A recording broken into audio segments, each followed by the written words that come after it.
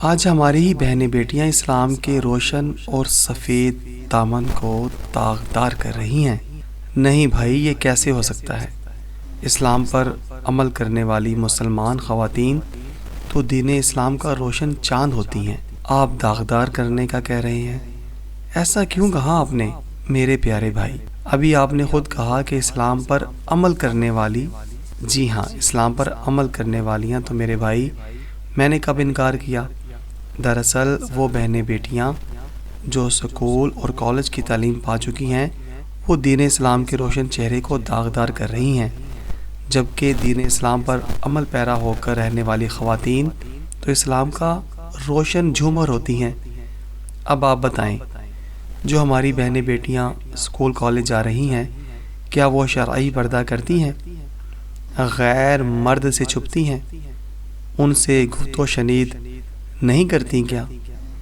اور آپ بتا سکتے ہیں کہ کیا کوئی ایسا سرکاری یا غیر سرکاری ادارہ ہو یا پرائیویٹ یا کسی بھی شعبہ ہے زندگی میں پہنچنے والی ہماری بہن بیٹی، حتیٰ کہ جملہ نظاموں کے تحفظ اور وزیر اعظم تک آج مسلمان کی بہن بیٹی بن چکی ہے؟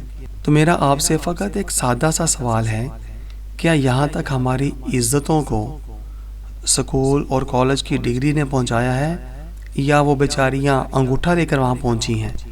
مطلب سکول کالج کی ڈگری کے بغیر ہر ادارے تک وہ پہنچ سکتی تھی؟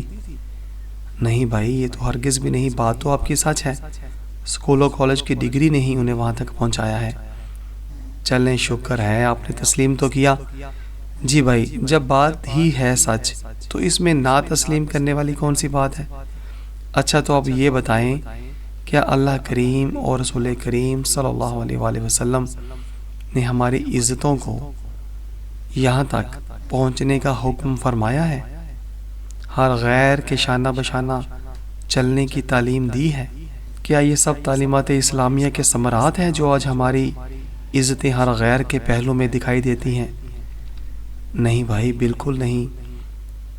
تو پھر اب آپ خود بتائیں، کیا ہماری عزتیں اسلام کے روشن چہرے کو داغدار نہیں کر رہی؟ جی ہاں، بالکل، اب بات سمجھ میں آئی، آپ بالکل ٹھیک کہہ رہے ہیں۔ تو اس میں تو والدین کا قصور ہے، اساتذہ کا اور حکمرانوں کا قصور ہے، اور اس میں ان بچے اور بچیوں کا کیا قصور ہے؟ جی ہاں، بالکل درست بات ہے آپ کی، جس کا بھی جس حد تک قصور ہے وہ روز محشر قابل گرفت ہوگا۔ مگر اب جو ہماری عزتیں اسلام کے روشن دامن کو داغدار کر رہی ہیں، ان کو غلط نہ کہیں تو پھر کن کو کہیں؟ کیونکہ جب بچہ یا بچی بالغ ہو جائے تو اس کے اچھے یا برے عمل کا حساب و کتاب شروع ہو جاتا ہے۔ اب حیثیت مسلمان ہونے کے جب ہم انگریزی، اردو، ہر طرح کی تعلیم بآسانی پڑھ سکتے ہیں، تو پھر اسلامی تعلیمات نہ پڑھنے والے اور پڑھنے والیاں، عمل نہ کرنے والے اور کرنے والیاں اسلام کو داغدار ہی کریں گے نا۔ ہاں میرے بھائی، بات تو آپ کی سچ ہے، اب ہر بندہ یا بندی اپنے عمل کا حساب خود دے گا۔ اللہ کریم ہم سب کو دین اسلام کے روشن چہرے کو داغدار کرنے سے محفوظ فرمائے، آمین۔